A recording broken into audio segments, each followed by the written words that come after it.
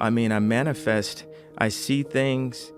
I'm a great leader because I listen and I'm empathetic and I feel the entire earth and I feel us as a species, as the human race. I do believe in world peace. No matter what religion you are, what we can agree on is it is always now.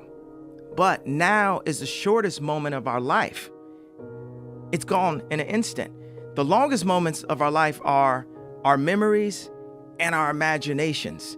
My mother had a decent job, you know what I'm saying? But she gave me a little allowance, $15, $20 a week, and I had to go out and get my own job at age 15. Matter of fact, at 14, I was cutting hair in a barbershop, so it was instilled in me to go out and just get it, and that made me be a leader around a lot of black men. Like even my father, I had two fathers in my life. I had my real father that I was in contact with and my stepfather that stayed there with my mother. And everybody was instilling that responsibility in me that nothing in life is given to you. A lot of times I feel like a lot of people just rapping because it's free.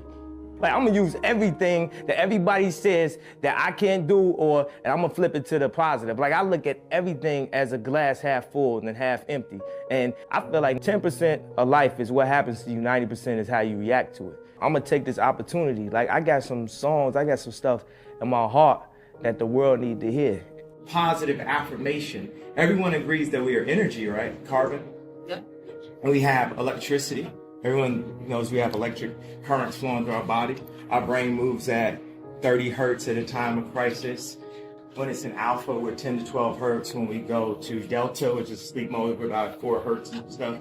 And this is like a thing this is my yay swag on it. I'm telling people we are the atomic bomb that Tesla was talking about. But in order to be that, we're an atomic bomb of love, right? In order to be that, we have to unprogram and move forward and be a kinetic energy and use positivity and positive thoughts. It's literally that simple. I went from having confidence and arrogance to having faith. And faith is the opposite of fear. And that created this fearless approach that I have. And that's what has made me the fearless leader that I am, that I've crystallized into the leader that my mom always knew I would be when kids followed me in preschool. Everyone across the globe, no matter what country in the world, whatever continent in the world, all of the moms and dads have something in common. They want the world to be better for their children. We all want the world to be better for the children. And we can show ways that we are not at odds. Think about the world is a giant piano, but we're playing off key. Because the greatest thing that a man has to give to anyone, whether it's their kids or whether it's their wife, is time. And how much time do we spend, chasing the American dream or chasing money and materialistic things? And how much time do we actually give to the women and children? There's a lot of people that make the same thing or more than people with college degrees. And ultimately, it's about being happy, having a happy life, raising your family. I feel like the key to life is family itself. So if you can provide for your family, and this is speaking from a male point of view, and be happy, then that's all you need.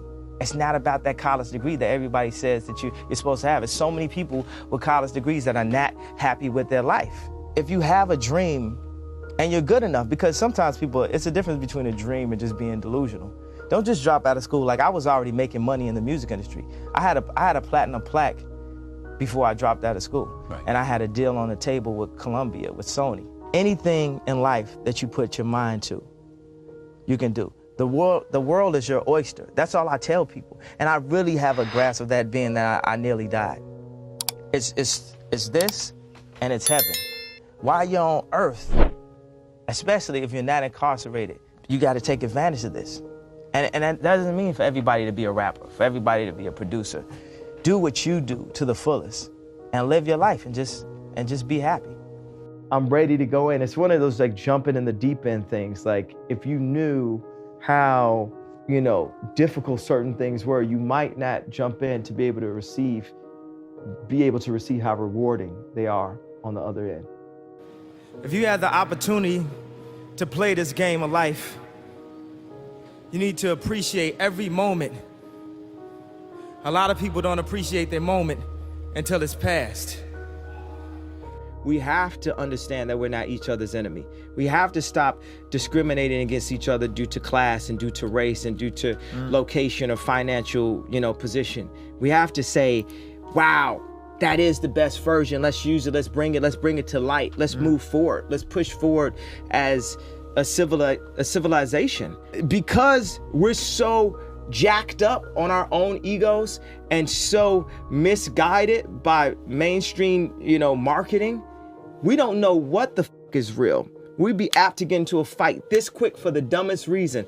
It's like we're pitted against each other. We're mentally not in a place to be accepting, to not be jealous, and that part of that jealousy and that frustration that goes up across an entire globe is due to some of these other high corporation level limitations. That I've tried to open up so that creators can be more empowered, because I believe the world can be saved or helped, and the world meaning us as human beings, our civilization, us as a race, as one race, can be helped through allowing people with more